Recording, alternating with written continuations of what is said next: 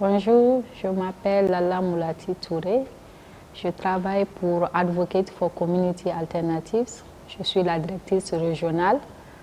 C'est une ONG qui travaille avec des communautés qui sont généralement affectées par les impacts des ressources minières des compagnies. Mon thème pour la deuxième organisation de l'école du fleuve se porte sur Community Driven Development.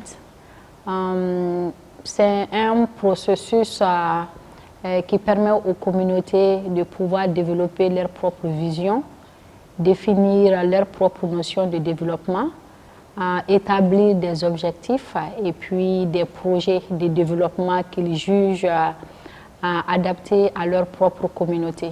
Donc ça permet aux communautés d'avoir une vision commune et de savoir comment aller dans le futur.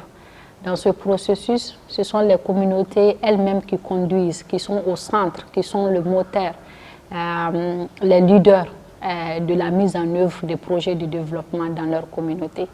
Donc, c'est présenter un peu les expériences du processus dans les communautés de Ghana. Donc, j'ai eu à partager ces expériences avec les étudiants de l'école du fleuve Congo, afin de savoir si c'est un processus qui pourrait être adapté dans leur communauté ou pas.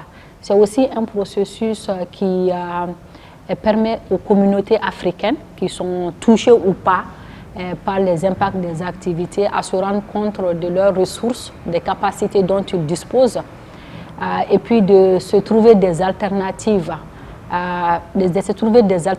pour pallier à l'effet négatif des activités des compagnies minières dans leur communauté. Je pense que l'un des avantages et puis l'une des valeurs à avoir ce genre d'espace où les experts interactent avec des étudiants ou des activistes des communautés qui sont fortement touchées par les impacts négatifs des industries extractives, c'est pouvoir partager cette expérience, partager avec les étudiants les stratégies que nous, à chaque expert, à son niveau, dans son travail, les stratégies qu'ils utilisent pour aider, appuyer les communautés dans leur développement et puis dans les alternatives. Ce sont des expériences et des stratégies qui pourraient peut-être être efficaces, que les étudiants pourraient utiliser comme exemple et créer leur propre modèle de stratégie qui pourrait être adapté à leur communauté.